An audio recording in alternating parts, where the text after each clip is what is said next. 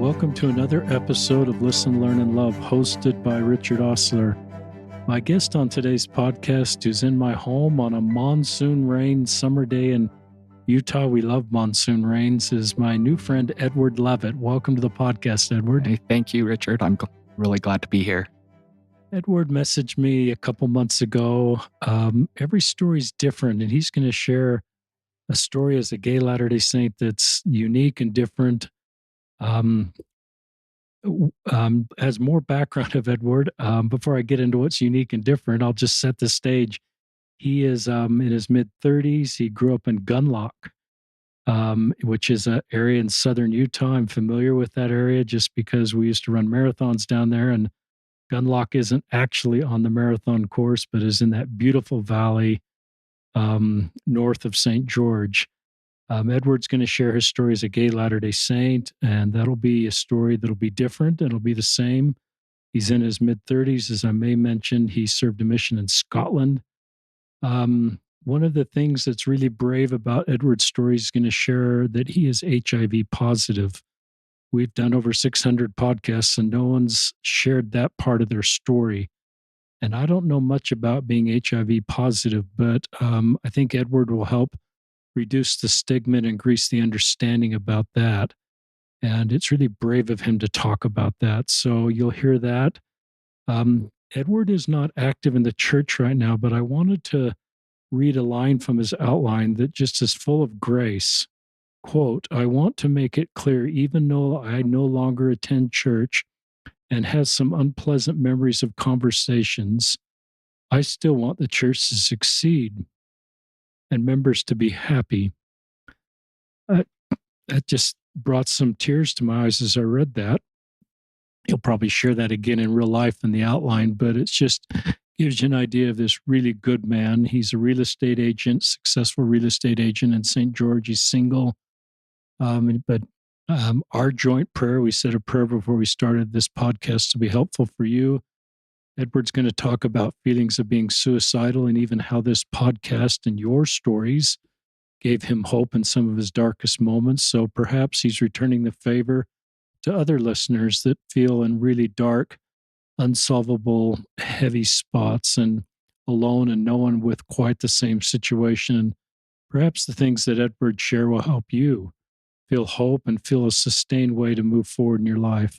Is that okay for an introduction, Edward? Yes, it was perfect. Thank you for that. So, yeah, you got off to a good start. My name's Edward Leavitt. I'm from Gunlock, Utah. I grew up in a big family with two really awesome parents and 7 siblings. I grew up very familiar with church and church teachings, although I wasn't completely active growing up. But the gospel is something that I've always been familiar with and had in my life. Big family. I have 7 siblings. Now I have 14 nieces and nephews, and I love them to death. They're my favorite part of the world right now, and they make me very happy to be in it. I love watching them grow up and love playing with them, and just how lucky I am that all my family lives in southern Utah, actually, and I get to see all my nieces and nephews very frequently. So, as I mentioned, grew up kind of active in the church, but also a little rebellious at times. I mean, my family wasn't completely active growing up, so I really kind of had the choice of what I wanted to do. Serving a mission wasn't something that I planned on. It was something I thought of, growing up, that should happen. It might happen, but most of the time I didn't think I would serve a mission. And I grew up, I graduated high school. I was one of the oldest members of my high school class, so I was turning 19 not long after I graduated high school. So I had graduated high school and turned 19, and it's a little unique experience of when I decided to serve a mission. I had been to a rodeo one night in the middle of summer, and um, was being a teenager. Me and my friends had snuck into somebody's cooler and had plenty of alcoholic drinks and were having a good, fun teenage time. You know, got pretty sauced that night, and then I remember ending up at church the next day. Looking back, I can't remember why I decided to go to church that day. I can't remember if I chose to or if mom and dad made me because I had clearly misbehaved the night before. But I remember my cousin was getting ordained, and I can't remember to which office of the priesthood. Um, and I was a little older than him, so I had already been ordained, and I was invited by the bishop when they were giving this priesthood blessing to him to participate. And it was a little awkward for me knowing my behavior and didn't really know what to do because I didn't want to confess in front of everybody that was there to witness this blessing. But I remember just feeling the spirit during that blessing. And looking back, I think that bishop who invited me to be part of it knew what he was doing. Um, and I just remember feeling how wonderful the priesthood is and how wonderful the gospel is and how wonderful it is that we have those keys um, and that blessing in our lives. And following that blessing, I just remember feeling spiritual promptings and just having the feeling that there's somebody in this world on a mission I need to meet. They're alive right now, they're breathing, they're living a normal life, and there's just someone that I need to meet. And I ended up going and talking to the bishop and saying, hey, I think I need to serve a mission and I want to serve a mission. And like I said, I think he knew what he's doing because he had mission papers in his drawer and he just pulled them off. And I went home with mission papers that day. And I remember my parents' surprised. My mom was very happy. She's been very active my whole life. And my dad was happy. They did not expect me to serve a mission. They didn't really force it or, you know, they were pretty fair to me and letting that be my decision. And they did not expect me to come home with mission papers that day, and I did. And so, obviously, I changed some of my behavior and became worthy of a temple recommend. I got endowed in the temple, and then in 2008, I left for my mission. I went to the MTC and Preston, England, and was there a few weeks. And then I served my mission in Scotland, and it was a very rich experience. Um, I treasure those relationships more than I could describe. Um, as I mentioned earlier, I remember feeling the need to meet someone. And at that time, thinking there's someone who needs the gospel, there's someone who needs to be converted, which I guess is true. But looking back, I see that those relationships are important for me, especially during this part of my life. I taught some wonderful people who made the choice to be baptized. I taught some wonderful people who didn't make the choice to be baptized. And looking back,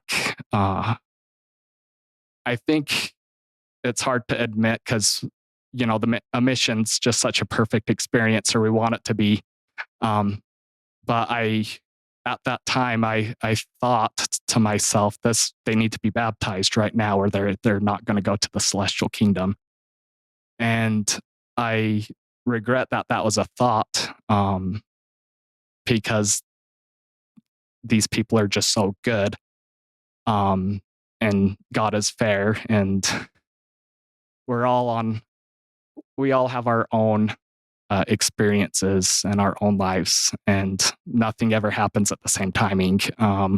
for for each of us. So I also made great connections and had wonderful relationships with the ward members where I served. I loved hearing their perspective on things, being from, you know, a location that is different from Utah, what it's like to serve in the church for them, and how much commitment and testimony it takes for them to do what they do. And many of them were converts, so I had so many. I think the term to use for the members I met in Scotland is role models. They're my spiritual role models, and um, and I'm grateful that I was able to hear their stories because there's many of them were so different than what I grew up hearing about what it is to be a member of the church and becoming a member of the church. So I'm lucky to have role models with that uh, insane amount of faith. And I feared coming out, and many of them don't know. I think actually none of them know yet that I'm gay or that I have HIV. I feared losing a relationship with them just as much, pretty close to as much as I feared losing a relationship with my family and friends. My mission is a great experience for me, and even though I am where I am now, I still am so happy that that happened, and do not regret my choice to serve a mission at all. And um, would tell 19-year-old Edward to do it again if I could. All right, so coming home from my mission, I was a very excited RM. I was trying to convert everybody, save everybody, throwing Book of Mormons at anyone I could see. Um, you know, just a typical return missionary. And I remember coming home and starting to date. And there was a special girl that I knew, and we had actually met in the MTC. And we had became close. We had become very good friends, and I cared about her, and she cared about me very much. And I remember, I guess, I actually spoke with her today, and you could describe it as we were dating. I guess you could say that we were in a relationship, and I remember knowing how things were going to go if I kept seeing her. I know that uh, I was able to make her happy. I wanted to make her happy. I loved her to death. She's an enormous sweetheart, a nice person, as nice as you can get. And I, as a return missionary, your goal is to get married too. And I'm thinking, okay, maybe I should make this happen. I mean, this checks all the boxes. She's an RN, an RM. She comes from a great family. My parents would have loved her. They would have loved having the in-laws that they had. And I I felt selfish when I felt that things shouldn't move forward because there was something missing. I didn't realize I was gay at that time, but I realized I can't love her in a way that's enough to be in a serious relationship. That probably, looking back, could very well have resulted in marriage. And I I broke her heart. She was very mad at me before I went to Hawaii. And it was hard to do that. It was hard for me. It was very hard for her. And it was hard. Yeah, I still, even though we've sorted things out, still feel like such a jerk for making her feel so bad. Um, but um, I, I've been in touch with her. Just a side note, she's one of the first people I came out to. She remains uh, one of my closest and best friends, and I'm glad that she's in my life. And I don't regret that experience anymore. By doing that, she moved forward and she met a guy that she loves and he loves her, and they have a beautiful family. And I remember when she got married, and especially when she had kids. And having kids, I mean, that's one of the most, I haven't experienced it, but there's nothing more joyous and happy than a family happening. And I'm so glad that I didn't distract her from that. And that, my concern for my own salvation did not interfere with her happiness. I know some members of the church might disagree with me and call it selfish, um, or even thoughtless. But um, I've heard advice that I won't follow. You don't need to be that attracted to someone to make a marriage or love work, and that sexual attraction shouldn't be there. And I disagree, and I'm glad that I gave her the opportunity to find somebody that loves her in a way that I can't, and that she gets to spend her life being loved in a way that she should be. That's something every daughter of God deserves. And I'm happy that things turned out the way they did.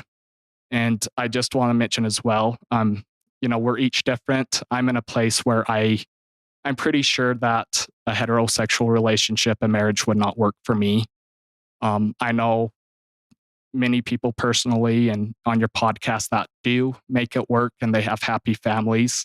And we're all, I guess, we're all on different levels of a spectrum, as how I've heard it described. So I don't want to discourage anybody who is making that work, or if that's their goal. And if that is their goal, I want to make it clear I support that goal and want their family to be happy and successful.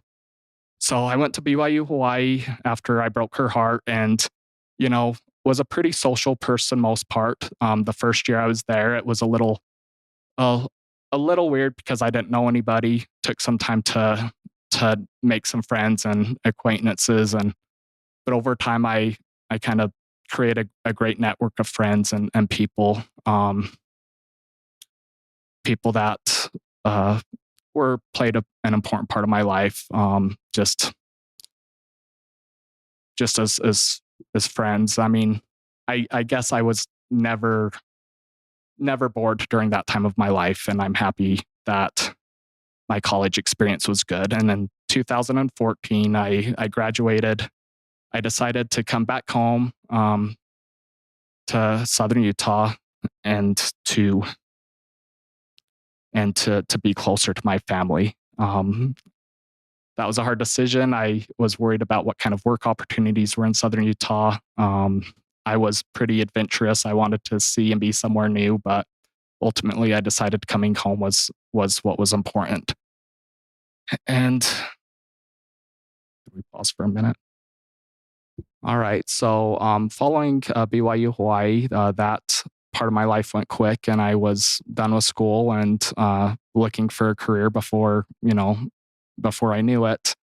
And that's the time where I started to really struggle, with dating, with relationships, and with my own sexuality. I had never really even thought about my sexuality until this point, but just found I date, when I'm dating, I just don't get interested enough to keep anything going.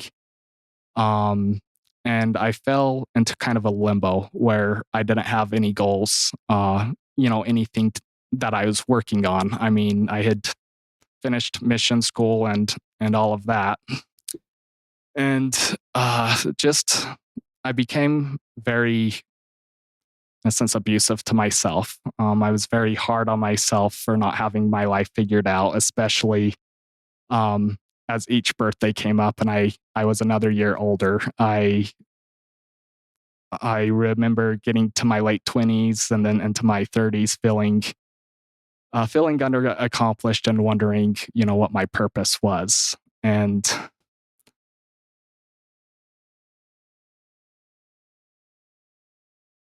you know, I started thinking about being gay and if I was. Any thought at that point, I thought it was a curiosity and evil influence, throughout my adult life. I didn't think of it as a characteristic. I thought of it as a burden. I thought it was something that would go away if I was righteous enough. It would leave me. I tortured myself trying to do better all the time. Even after my first sexual experience, that didn't happen until my 30s. I was determining that these things or or sins or however you call it were happening because, I wasn't reading the scriptures enough, I wasn't praying enough, I wasn't living the gospel enough, and so I had myself convinced I am not enough and that I am bad. Um,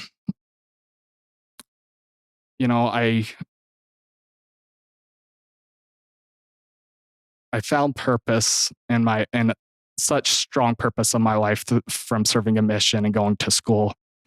Um, and just when I was getting ready to turn 31, I just didn't feel like I had that purpose anymore. I hated myself to the point where I was literally beating myself up to the point that I wouldn't go out in public because I had given myself bruises and black eyes. Really, really bad. And during a couple weeks, I was home alone. I had roommates at that time, but there was a period where I can't remember the reason I was in the house alone. They were traveling somewhere, and it got pretty bad. And I realized that it wasn't good for me to be alone, and I had to take measures to protect myself from myself. I decided to confide in a couple of friends, and one of those was a roommate who was also a ward member and who was also my age. So I found a lot of comfort in just being friends with him. It really reduced the loneliness I felt having him around. And him and luckily a ward member who was actually my home teacher or minister. I can't remember what it was at that point. Um, were checking on me and helping me through that time. I had two amazing therapists over the past few years that helped me grow out of that, helped me figure out medication. I'm also a very good doctor and they helped me get to a place where I was not harming myself anymore. Um, and my goal now is to just be happy and to be in this world as long as I can. I remember during this time feeling pretty suicidal. Without that purpose, I was trying to figure out, you know, what is waiting for me uh, for the rest of my life. What is there to look forward to? And then the realization that I was gay was also playing a part in this, and that I was gay, as I falsely thought, because I wasn't doing the right things, and that I wasn't must not be a good person. Um, and then I remember the Mormon Message video, "Choose to Stay." I don't know if you recall that one. Vaguely, yeah. Vaguely, it was pretty vulnerable. Someone, and I don't know if it was an actor or true experience, but they did a good job with this. Where I think it was a teenager, and it just was going through, hit started with his darkness, and and if it's been a while since I watched it, but I remember best way to describe it is him confiding in his family and just getting through a hard time, but then making the choice to stay. And I watched that repeatedly. I found so much comfort in that Mormon Message video that I was always felt like I watched it every day for a while. Um, and and I remember when I thought to myself, I need to make a decision of what I'm going to do. I remember having thoughts. I had never made a plan, but in a sense, I was starting to. I was wondering, if I do this, where should it happen? When should it happen? And how should it happen? I just got to a very dangerous place. I didn't talk with very many people about it. I always felt ashamed and ungrateful to feel that way. I felt like if I were to talk to my family, I was worried that they would blame themselves, and it wasn't anybody's fault. But I was worried that someone would receive that conversation that way.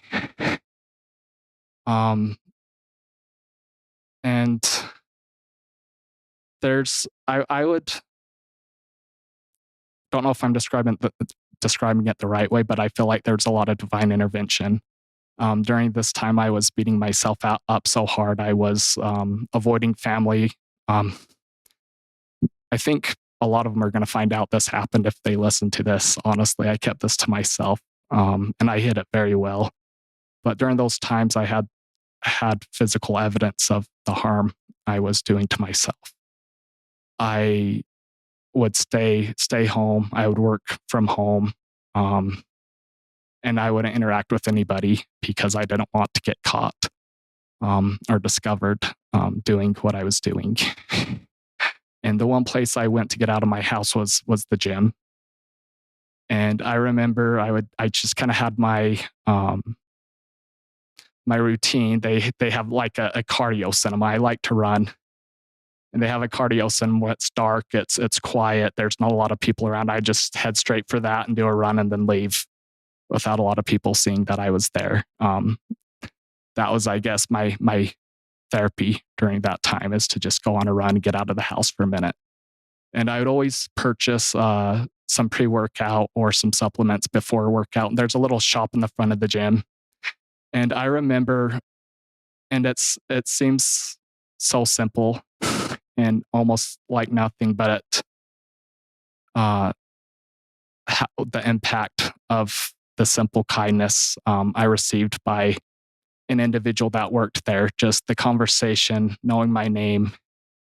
And there's not too many specifics to go into about how he helped me. I just remember him being so friendly, and that happening every day. And to him, it's probably how he treated everybody, but it was just his kindness was something I needed so much during a couple of those days. And I feel like that just made me feel so much better. Just someone just being nice just because they didn't know I am dealing with the gay thing, church concerns, any of that. They were just nice because I was a familiar face, and that's the kind of person that they are. Um, I look back and I don't know if I would have done it or not, but I wonder if I'm alive because people like him or my roommate or friends I had were kind. I am lucky to have my friends and family, especially my nieces and nephews. They give me a reason to be here. And I decided when I was contemplating the decision of if I would keep living or not, I decided as the character in that Mormon message video that I would choose to stay. And I think when myself or anyone gets to that point where they make the decision to stick around and to live their life, it's something to be celebrated. And I keep thinking about the people that I would have hurt if I would have done that. And especially lately, the people that I wouldn't have got to meet because I've made such great connections and grew such great friendships and relationships since then. And I felt like when I made this decision, and I don't talk a lot about prayer, it is sacred, but I remember talking to God. Prayer, when you're bringing this up, prayer feels like a conversation. And I remember letting God know that I had made the choice, in a sense, I was committing to Him. I'm going to stay. I'm not going to take my life. I'm going to continue to live. And that it's going to be hard. And I'm trying to think of if this happened at the same time, if this was the same prayer, but I remember coming out to Him and telling Him that I'm gay. It was a very sacred experience to be that honest with God, and to feel such comfort when I had felt such shame before. And I've decided after this experience in my life that shame has no place in my life. It's not welcome here. And guilt and regret are one thing, and we learn lessons, but I will never let myself be that full of shame again. And I remember thinking, being so scared at this point that God or the Savior would be let down or angry with me. And I just remembered during that prayer and those prayers, um, it was almost as if I felt a hand on my shoulder and a sense of relief and compassion from the Savior. Um, and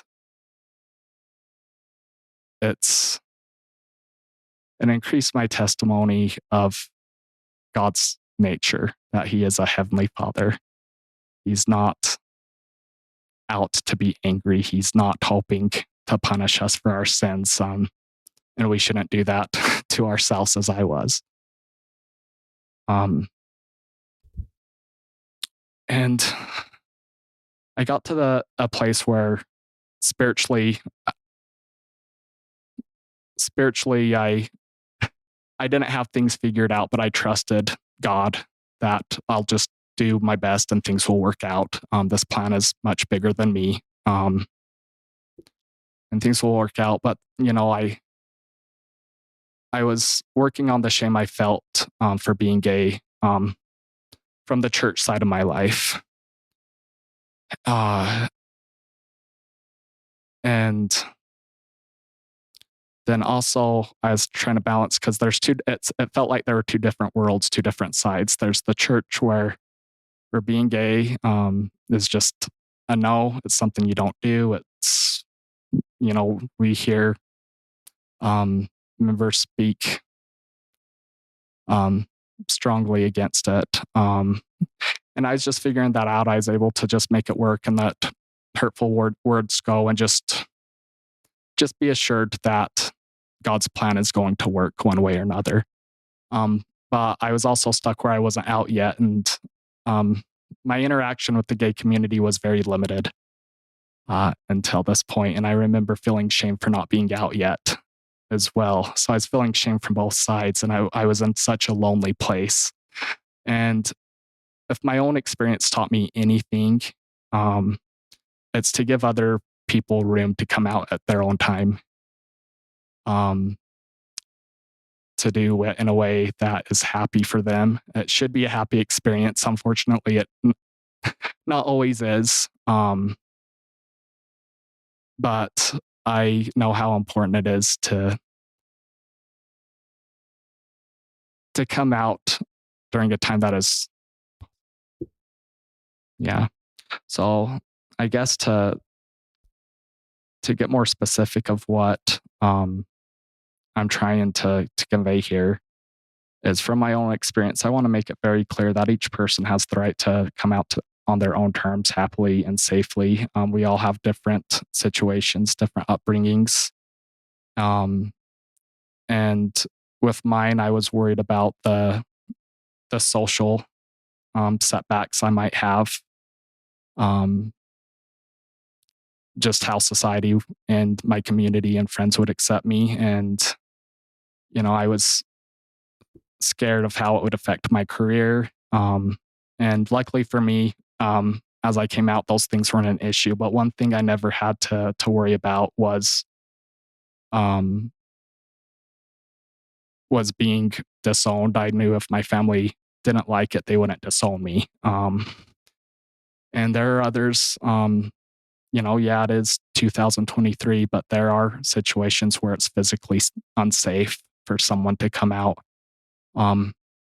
And I can't imagine what that's like, having known how hard it was for me, and my situation is not like that. So I hope and that way I could be an ally and support someone as they're navigating how to figure that part of their life out. um,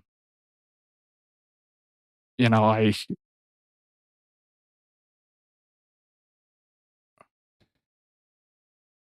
and I felt after this, as I got to terms with myself, I guess I procrastinated telling my family a lot. I got to where I would tell friends. There are a few friends that knew, um, you know, preceding, these events of that I just discussed. There's a few friends that I confided in, let know that I'm gay. And there's a couple siblings that I let know, and I gave them permission to share with their spouses. So luckily, they made good choices and spouses because I didn't want to tell them that and not, have something so big that they're not able to talk with their spouse about. I feel like that's something I wanted them to feel free doing, and kind of went in limbo, kind of on pause. I wasn't worried about it, but I wasn't tortured anymore, and um, this this period lasted for a few years, and a year ago, life kind of threw a wrench on me. Things got busy again. I remember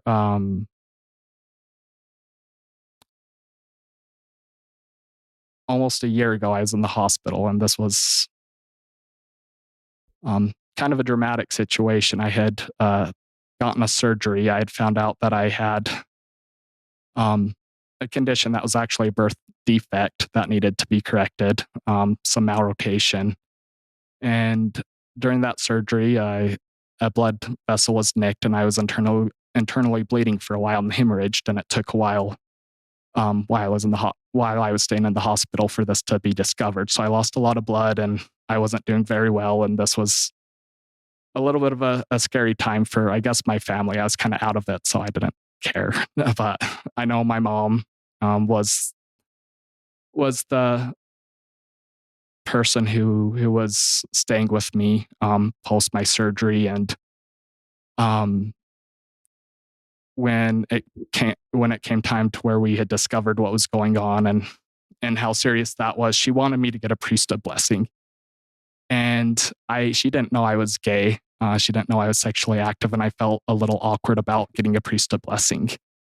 Um, and she pushed hard for me to get one, and I ended up agreeing just to pacify her and make her happy.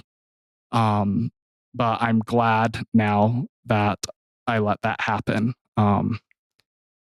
My family lives, a half hour away from St. George, from where the hospital was, and the surgeon he says we can't, we're not going to wait that long. As soon as the operating table's ready, we're going to do his surgery. And my mom called my cousin who lives in St. George, and her new husband, they haven't been married long, and his dad showed up to give me a priesthood blessing. And I remember feeling the way I would feel if I was an active member of the church. The assurance that blessing um, helped me feel, and just I felt the power of priesthood just through them, that they were there that quick, that they made something, they made something that was hard to work. I mean, they had to get there so quick, and they just made it work. And it shows how much they respect and care about the priesthood, but how it could bless and help others. And that was a remarkable experience for me, just to have that blessing, and um, to not feel any less worthy if I need that. So my mom, she still to this day, she thinks that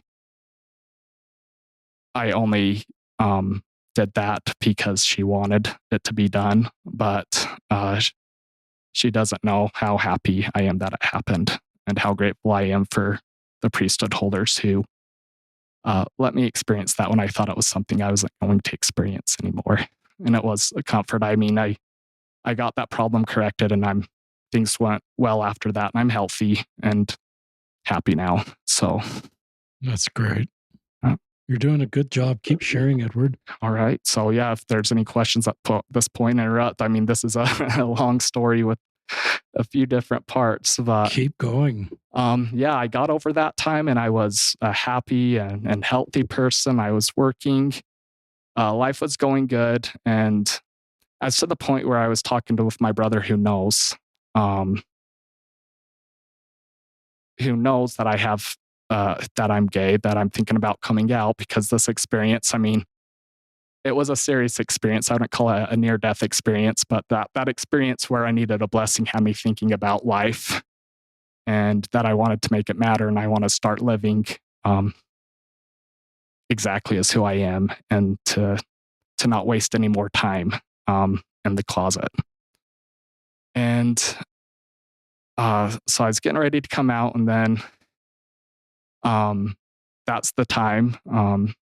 I had that conversation with my brother early in April, and a few days later, um, I received a text message about some test results that were ready. I had found it necessary to get tested for various STDs because I was sexually active. And I opened up that text and got my results, and then I scrolled down to what the one I would at least expect to have, and it indicated that I was HIV positive.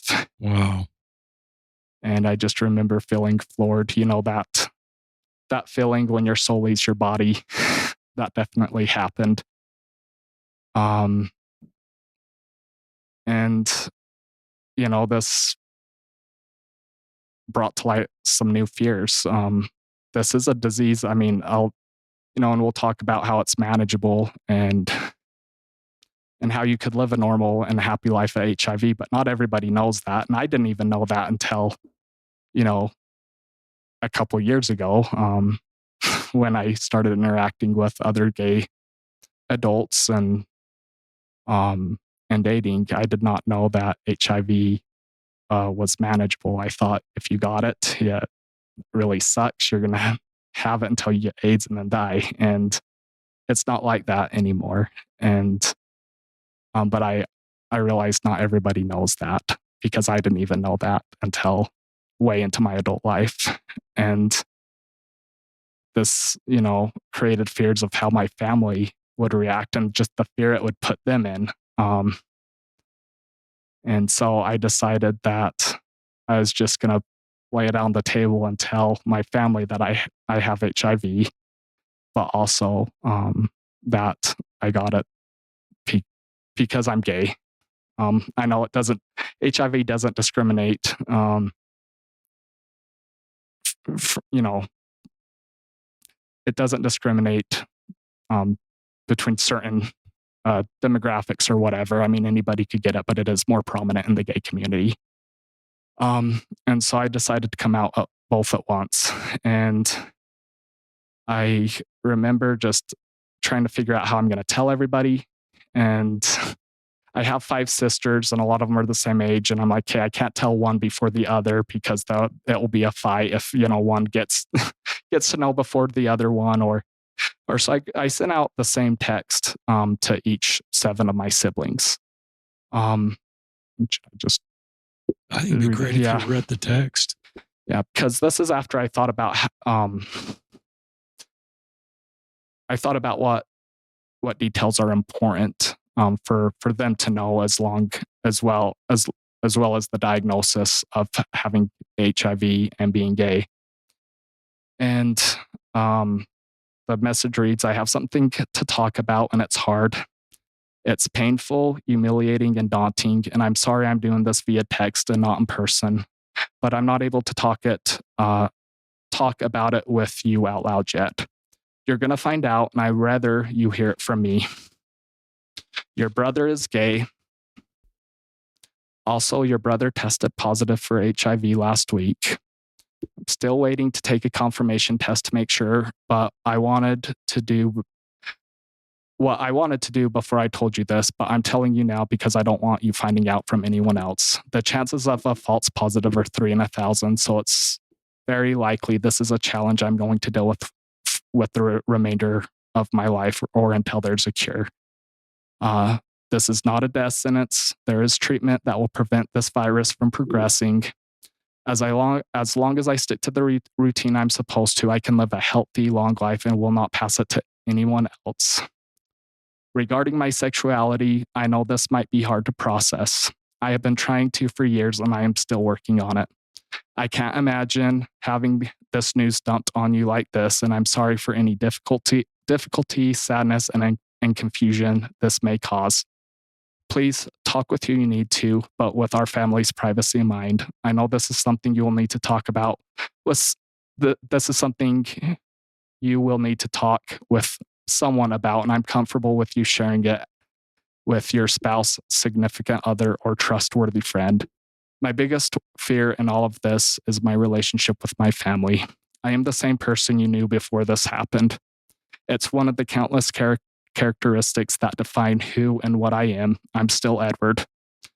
I'm terrified of this creating distance between me and my nieces and nephews. I've always wanted to be a good example to your kids in every aspect of life and do the best I can to make sure they have an uncle that teaches them kindness, work ethic, and anything else that will contribute to their happiness, safety, and success. This is an issue that has driven me to suicidal ideation during difficult days that are now in the past. That's not an issue anymore, so that does not need to be a worry. Your kids are what have made the world a happy place that I continue to want to be in. There are days where those little ones have saved me. They are my world, and I would be devastated without them. I will be mindful of how you want to parent and honor your decision on if and how they receive this information, but please let them remain a part of my life. I am not mad at the world or God, although it complicates matters in the spiritual aspect of life. I know God still loves me, and Christ is the only person in existence that could truly understand the pain that I am and each of us go through. In the grand scheme of things, I'm sure this will get figured out, and we will learn how to be patient until we have those answers. There will be things said in religious settings and possibly throughout the community that hurt. Those moments are small, and I do not want them to stand in the way of you or your family's relationship with God. One of my fears in coming out is that my family would be caught up in any controversy regarding the subject. Please let any of this go. Even though church has become a hard thing for me to participate in, I will support and be genuinely happy for any of you as you progress in that part of life. It's important to me that regardless of church being a part of your life and not that your kids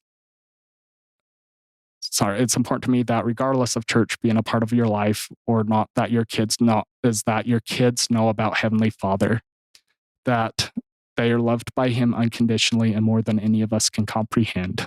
They need to know that. Please prioritize that above anything else. I can tell you from experience, there may be hard challenges in life that are easier than they would be if they have His help. Please do not let any thoughtless or mean words about me or my challenge stand in the way of that important truth. I'm going to be learning a lot about myself and how to find a companion that I could share a happy life with.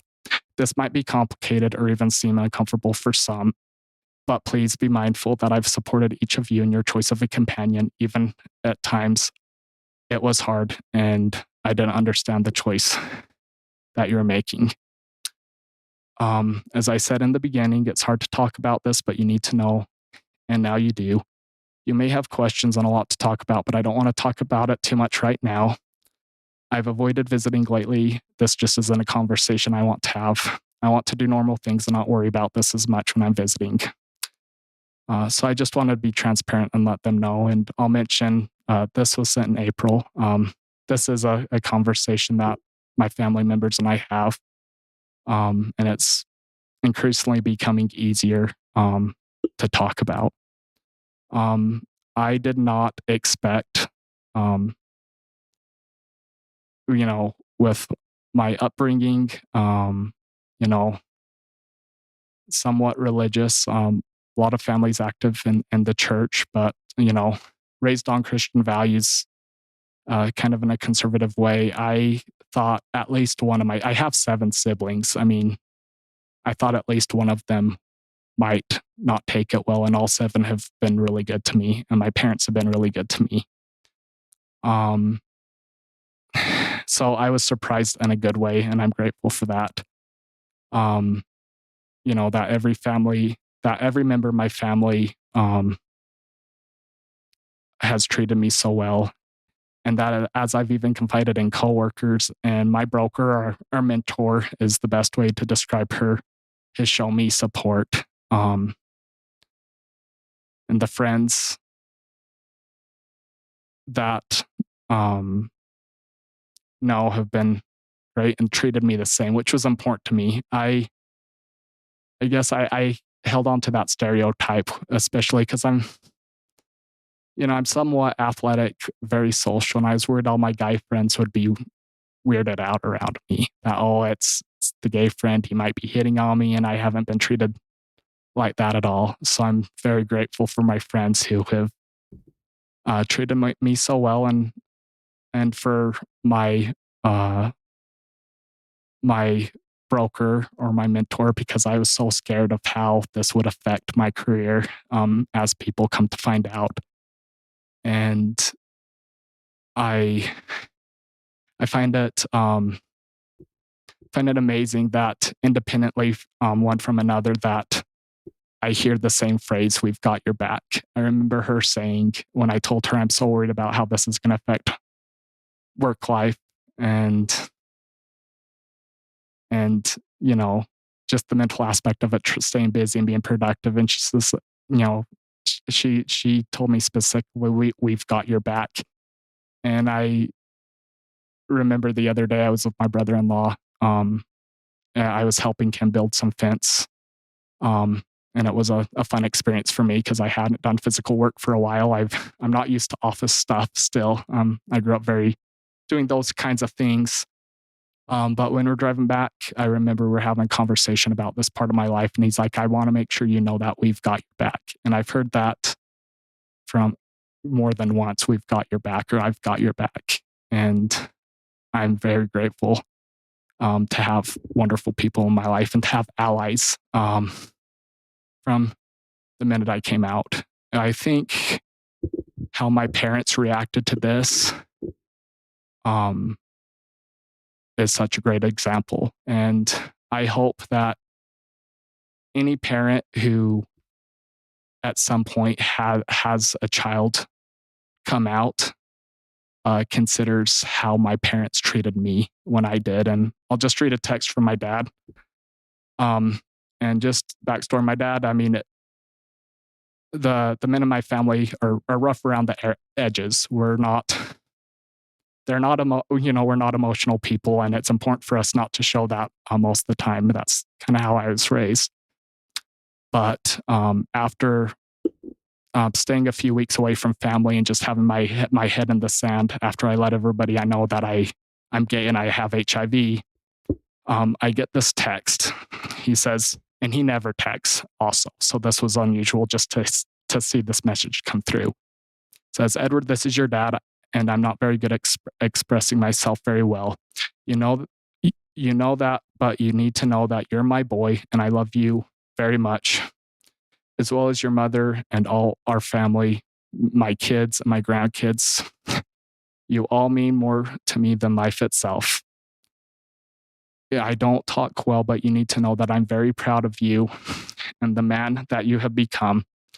I remember years ago when I was trying to get you to shoot a deer and you didn't want to. And that was okay, because watching you grow and seeing your love for people and animals, the outdoors and everything in general means more to me than the biggest trophy buck that you could bring home. So he says, I'll give you a little advice.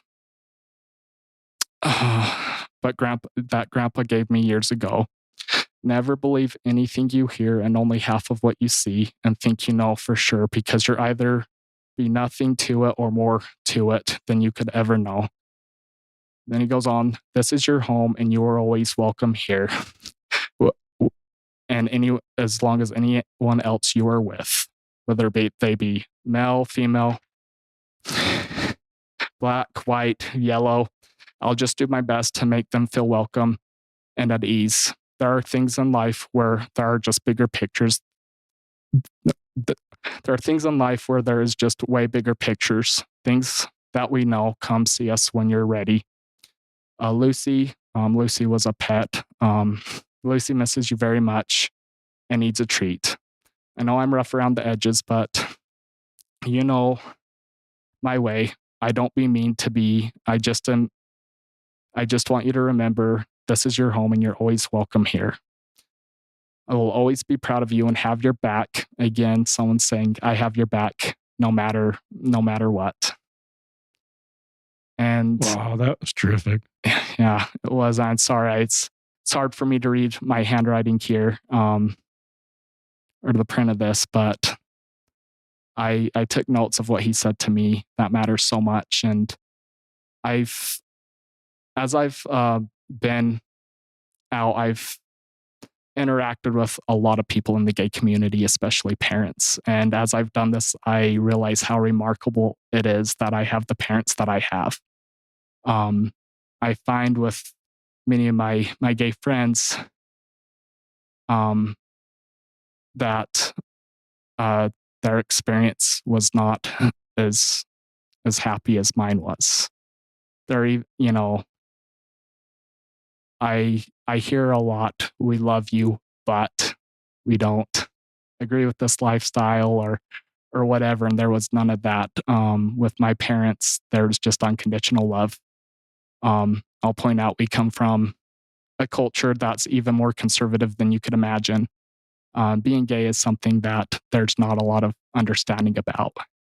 And I think it's so important that we don't we don't need to have that understanding before we love somebody or we respect them and treat them the way they should be treated. My parents have shown that by example. And when it comes to the purpose of this life, spiritual wise, that we're here to learn and become like Heavenly Father, I'm grateful I have my parents who show the same unconditional love that He does.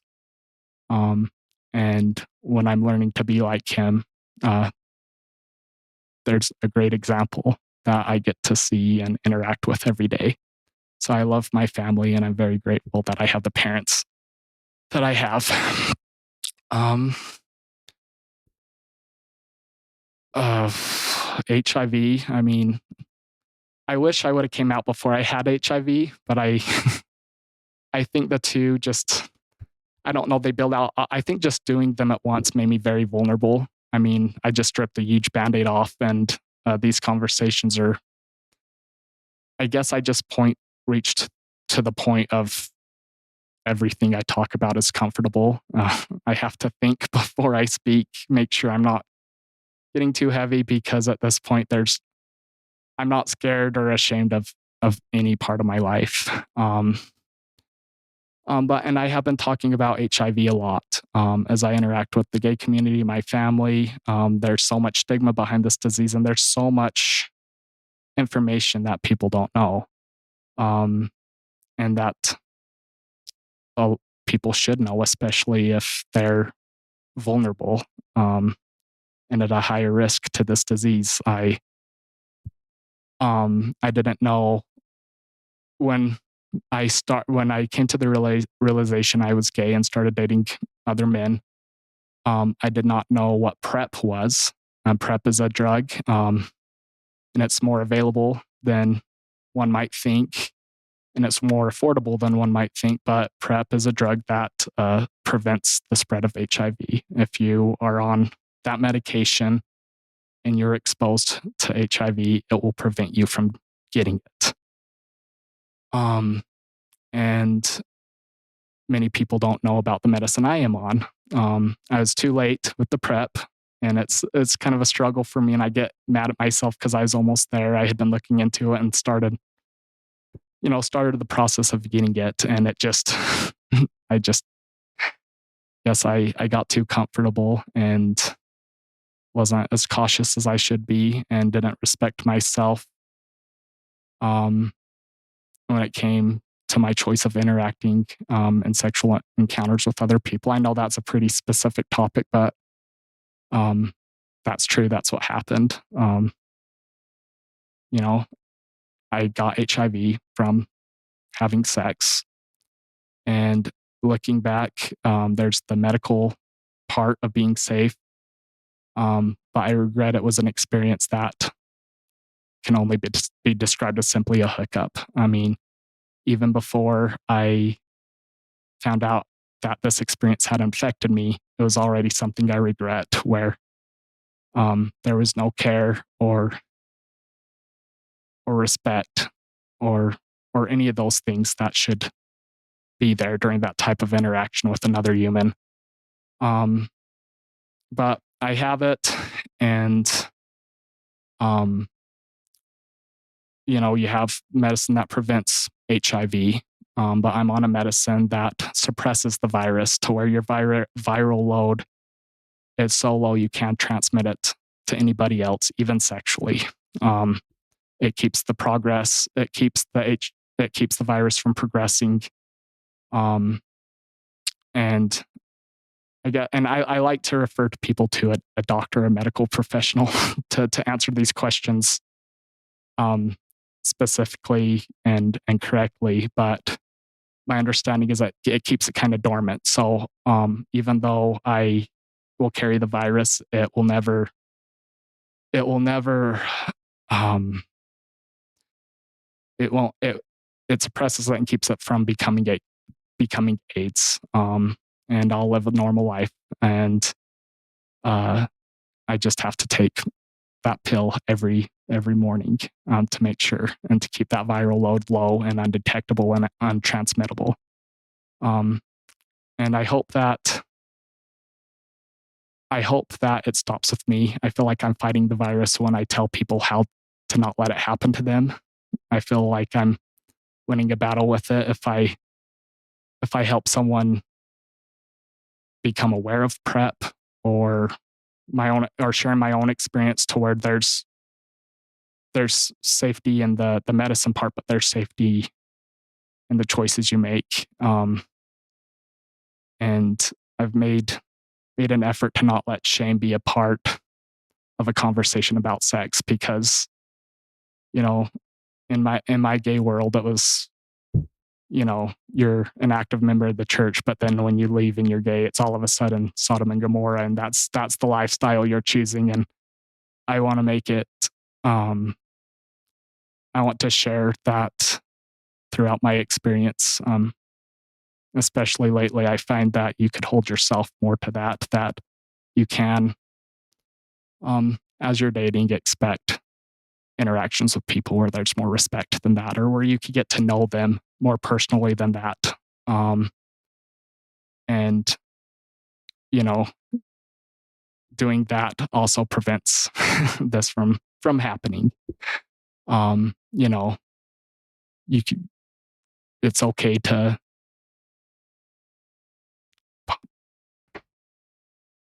All right.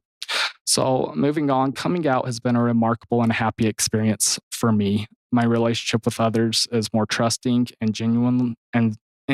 People confide in me now. They feel comfortable sharing parts of their life after I've been so vulnerable about my own. Um, the universal theme I've had from others: I've got your back. I have allies, and I realize how important this is. It's been vital, and it makes me want to be an ally for others. I want to listen um, when others are hurting and upset, and I want to try to understand their perspective and what they're going through. All right. So I've at times felt lonely, and when someone else is in a hard situation, whether it be similar to mine or not, I want to listen when they're hurting or upset, and I want to try to understand what they're going through and be their friend in the meantime. I know what it's like to be hit with the you choose to be offended when you react to anything else or anything that has hurt you. I want the conversation to go farther than that and to genuinely help people. Um, this my experiences made me uh, realize I need to learn to become aware of situations other than my own. I look back when I was an active member of the church, and um, for things I may have said, even about the LGBTQ community, I'm sorry. I think I just think about as a response to a conversation about homosexuality or gay marriage, my responses haven't always been what knowing now they should be. Um, I'm also sorry for think what I didn't say or other people's experiences where I didn't notice that they were hurting and needed an ally in their own life. I want to be able to see the value in each soul because it is there. I want to show by example what the church is losing when somebody leaves. I cringe when someone walks away and they are treated as if, and they are treated by members of the church as that person who's walking away, that they're losing something they need. I know the church needs them, especially parents and allies. Um, and I haven't went to detail about hurtful conversations or some things or some conversations that have been hard to forget. But I know that I haven't always said the right thing or acted the right way, and so I want to give others the room to grow because I've needed it. Throughout all this, the meanest person to me has been myself. Um, I want to just simply love. The first step is love, although I'm trying to understand other stories and situations other than my own. Understanding is not prerequisite to respecting and loving others. It will be a long time before we have all the answers and figure each other out. In the meantime, just be friends. It's such a waste not to be. If I choose to be an ally, for someone in the LGBT community or someone who is just having any different kind of struggle, um, if I am genuine in that goal to be an ally for others, then I could make sure that no one that I know is without one, and that everyone I know has at least somebody. Um, I want to build a life and a home that is welcoming. I want people to feel welcome in my life, and I want there to be a seat at my table for anyone.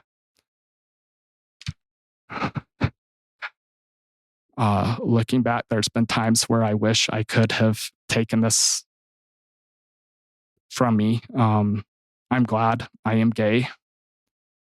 I haven't always been, but I'm grateful it happened. And I think Heavenly Father knew what he was doing uh, when he created me and that there is purpose in this. And it's been hard to understand.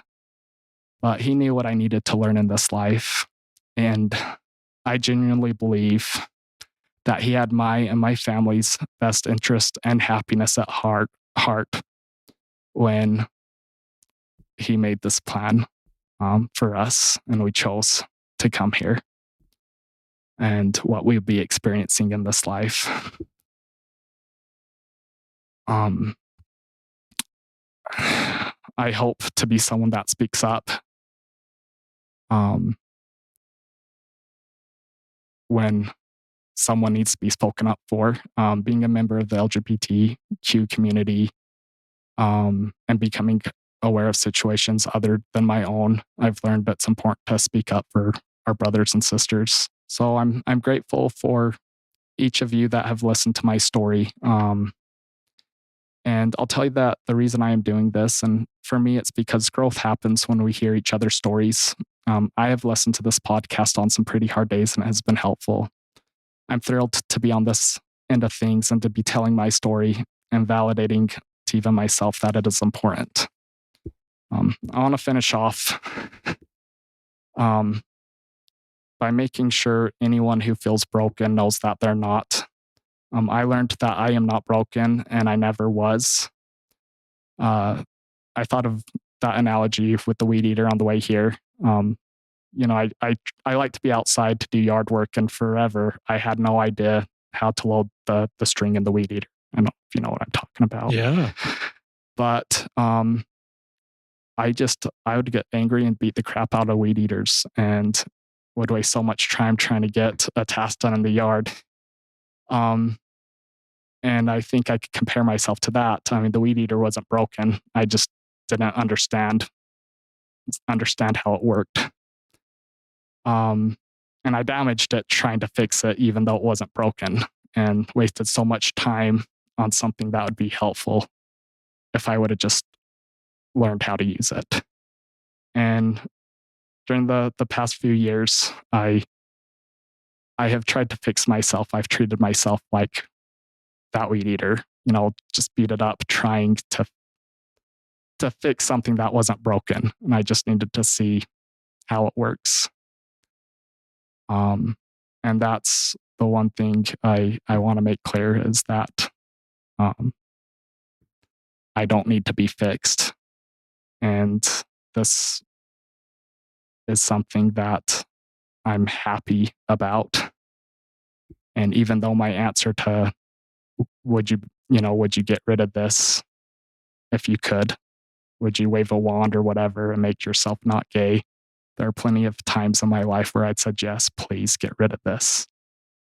And if you were to ask me now, the answer would be no, keep this. It is a wonderful, happy, sacred part of my life. And I am so happy that I am who I am and that I'm out and I could finally start getting to know myself and letting other people know who Edward is. Edward, on behalf of all of our listeners, this is a terrific podcast. It's not an easy thing to do what you've just done. You've never done this before, ever been on a podcast. You've never been this vulnerable. You did a really good job. Thank you. And it's really brave. Here are some of the notes that I wrote down, listeners. I'm self-harm is interesting. I think I'm not a therapist, but the way I've tried to understand self-harm is you've got the pain. I'm being a therapist. You've got the pain of being gay, which you're not comfortable with. And so you're trying to change that pain into other pain, and that leads to self-harm. And that's maybe not accurate in every case, but I recognize that sometimes it's trading one pain for another pain. And I love that you connected the dots. And so self-harm to me is what's above the iceberg, the bruises and the self-harm. But what's below the iceberg is what a good therapist can get down to, what's really going on here. Or perhaps a friend or your own self-reflection, what's going on here. So I love that you got through that. The power of that friend at the gym is an invitation for all of us to be that friend at the gym. That friend isn't a therapist. He, I think, did something any of us can do. And he got to know your name. That's the most important word in the English language for each of us is our own name. I think that's great. And he just was kind. And in your dark days, just his friendship gave you something there. Yeah. And I think of Lester Holt when he signs off from the news. He says, take care of yourself and each other. And I love that line that's what that did. And that's what all of us can do. We have no idea what someone's going through, but just the kindness he extended to you in the midst of having suicidal ideation and the impact that Goodfor had on you is just sort of like, wow. I love your intention to choose to stay. And we'll link in our show notes, listeners, to that Mormon message video. I assume I can dig it up. I assume it's still there, choose to stay. And somebody taught me, that can be different for everybody. I used to always say, well, there's a light at the end of the tunnel. Just choose to stay. And someone once told me, there's no light at the end of my tunnel. It's so dark. And I thought, well, I appreciate you being honest, but I think you can hope that there'll be a light at the end of the tunnel at some point, and you can choose to stay today with just hope that things will get better. And your older self, like your older self, could talk to the younger Edward Leavitt and say, it is better. I'm 35, mid 30s, I think, and I'm past the stage of being suicidal. One of the things you said was really interesting in that whole segment, Edward, is you committed to God to stay. It's like we believe in covenants. And I love that you committed to God to stay. You've had your relationship with the church has kind of come and gone, but your relationship with God has been present, and you've recognized He loves you. That's another part of your story that's deeply helpful. So I just thought that was really helpful for other people that are suicidal, that they can choose to stay, they can commit that to God. Even if tomorrow isn't better, they can still choose to stay with hope that things will get better. And I think if your older selves could pull a chair up with you, they would tell you it's going to get better. And the next thing that came to my mind is just your whole story about being HIV positive. And I think talking about being sexually active and hookups doesn't cause people to have more hookups or be sexually active.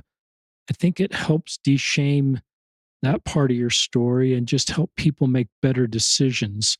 I think shame leads to worse decisions. And I know a lot of parents, as their gay or lesbian kids age up and they're dating, they want to do that responsibly.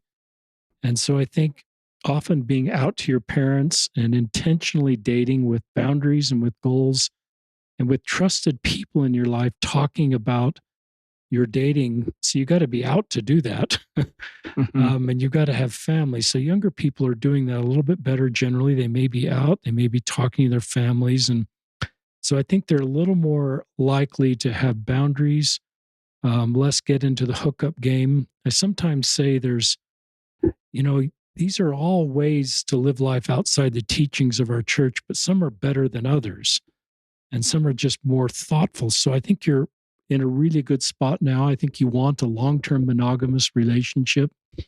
So if that's your road as a gay or lesbian person, I think just try to do that responsibly. I think Edward would invite you to stay away from the hookups. I think you kind of talked about that's not really accomplishing anything. There's no emotional commitment, there's no attachment. And it may just be an escape from the pain you're dealing with versus something that's thoughtful. Thoughts Yeah. on that?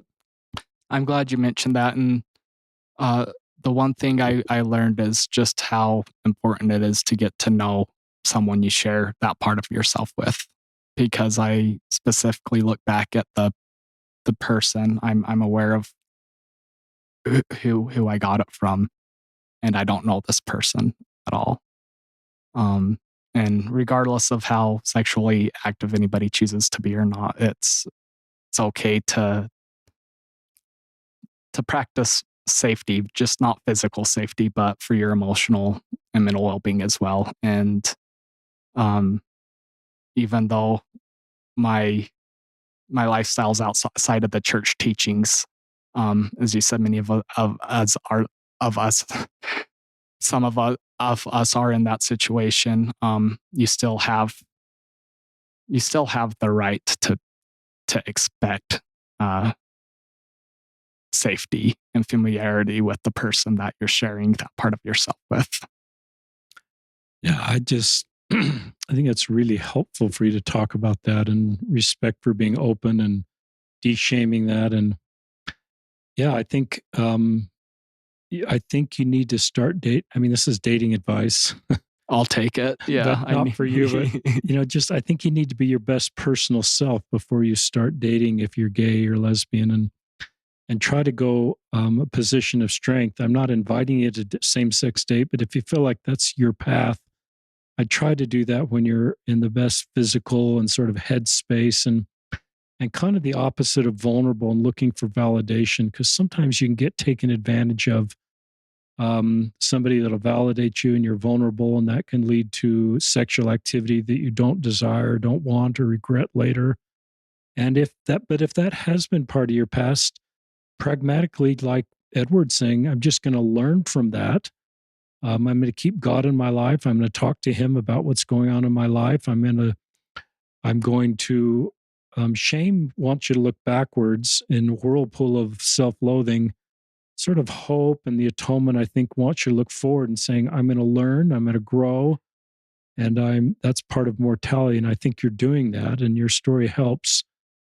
So that's a tender subject, and you're just going to have to write that road yourself. I'll, of course, always invite you to follow church teachings. But if you're not following church teachings, I'll still invite you to keep God in your life. I believe, as Edward has talked about, even getting priesthood blessings and feeling God's hand in his life in the church and out of the church is consistent with my view of God, that he loves you. And that relationship is not earned. It's just there because you're his son or you're his daughter. And he wants to be involved in your life, and prayer is part of that. I love you say, I'm glad I'm gay. I think that's everybody, I think, should feel good about how they're created. If you're a gender minority or a sexual minority or part of the majority, I think everybody should feel on the same moral footing that they're created as intended. I don't think that changes church teachings. I just think it helps people not feel shame for who they are.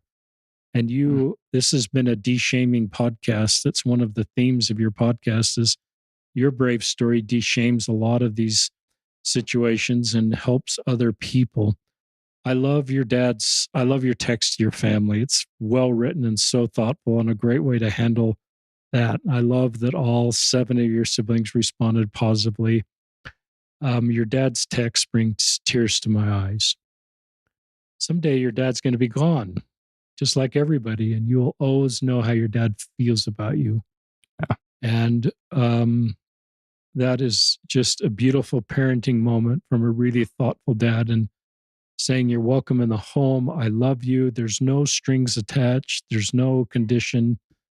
And I think that's what we do. We preserve the relationship and we leave judgment at the feet of our Savior. And you obviously want to preserve the relationship with your family. So much of your text was, I want to be involved in the family. I want to be involved in your lives and your kids' lives. In fact, maybe these relationships kept me alive. And I want to continue that. But I need to be authentic with who I am because I need to know you'll still love me and welcome me. And so I thought it was a really brave text you sent. And sometimes I think of Apollo 13. I quote this a lot where Gene Kratz says, as everything seems like it's going sideways and the Apollo 13 is going to crash, he says, excuse me, this is our finest moment. And in some ways, this is the Leavitt family's finest moment, or one of them, as they've rallied around you. And same with your friends and your coworkers and so many people that have got your back, to use your words, Edward. So listeners, I'm going to give Edward the last chance to say something, but just grateful for Edward being willing to come on the podcast and share his story and bring more light and understanding. And hopefully those of you that are in a really tough spot, the things that Edward shares help you have more hope going forward. And we can just all see each other as the same human family. You have a great life ahead of you, Edward. You are in a great spot. You're still, I'm 30 years older than you, so it's easy to call you a young man. And you have your whole life ahead of you. And I hope you stay connected to God and to the Savior. And I respect your relationship with the church, that you want it to work for the people that it works. And you seem to, you seem to feel good about the church, but recognize it doesn't work for you. Maybe it'll work for you down the road. I don't know. I just trust you'll know how to navigate that. You're really thoughtful. You're really grounded. And I just feel your story is very thoughtful. So those are my thoughts, listeners, but I want to see if Edward has any last comments. No, you covered it very well. And I appreciate that you gave me an opportunity to share my story. And this is the first time that I've done it in this kind of setting. And I'm grateful that I had the chance to do that. I don't know who's receiving this, who's at the other end of this this podcast, who may be listening to it. And there is a lot of question about church activity and that part of life. But if I leave, I just want to make very clear that if you're in a dark place like I was, to be assured that there are better days ahead. And I learned so specifically how much our Heavenly Father loves me throughout that time. And I know the Savior didn't forsake me. He didn't leave me. He walked beside me on those hard days, and I know he does that for all of us. So I I think the most important thing for me to um, leave anyone, whether they have an LDS upbringing or not, is that there is a being in this existence that loves them and each of us more than we could comprehend. And this experience taught me that. And that's why I'm so happy I'm gay, because I don't think I would know how much God loves me if I wasn't. Wow. It's kind of like the testimony at the end of testimony meeting, Edward. Oh, thanks. And I appreciate you. The biggest reason I did this is because I know it helped me so much. So I know you've helped so many people, and I'm glad I got to be a part of that. And hopefully, what I shared might help someone or make one of those hard days easier. Well, it will. And you're kind of give me a compliment, but it's really the guests and you listeners. I just feel like I'm a conduit to connect these stories together and provide a platform. But thank you, Edward Leavitt and Richard Ostler, signing off from another episode of Listen, Learn, and Love.